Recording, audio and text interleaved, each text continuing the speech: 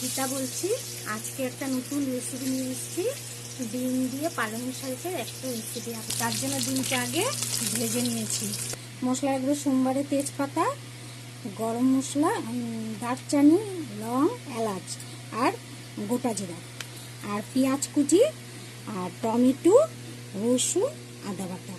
এর থেকে পালং শাক 2-3 মিনিট ভাপ দিয়ে তার সাথে 2টা লঙ্কা দিয়ে পেস্ট করে নিয়েছি। টক দইয়ের সাথে দিয়েছি লাল লঙ্কার গুঁড়া, জিরের গুঁড়া আর ধনে গুঁড়া। সোমবারে দিয়ে দিলাম গোটা জিরা, তেজপাতা আর গোটা গরম মশলা। সোমবার হয়ে গেছে, এখন দিয়ে দিলাম পেঁয়াজ কুচি, আদা রসুন বাটা,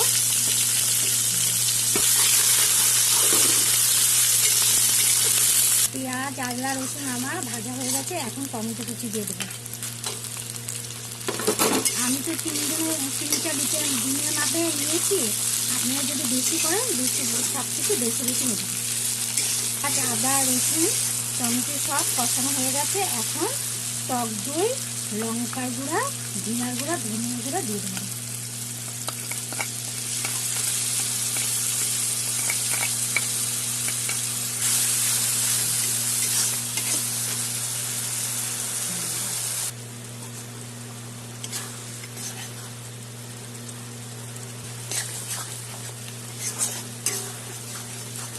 মশলা কষানো হয়ে গেছে, এখন পালং শাকের পেস্ট দিয়ে দিলাম।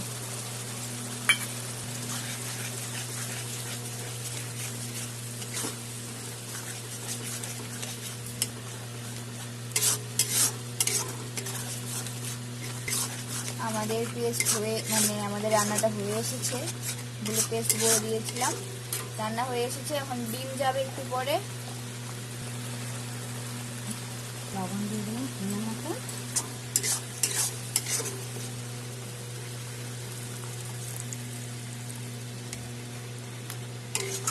গুলো দিয়ে দিলাম।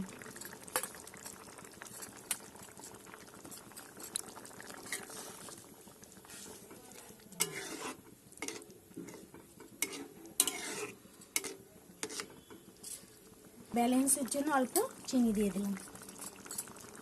পালং শাক দিয়ে ডিমের রেসিপি হয়ে গেছে। আপনারা খেয়ে বলবেন কেমন হয়েছে। লাইক করবেন, কমেন্ট করবেন, শেয়ার করবেন। Thank you.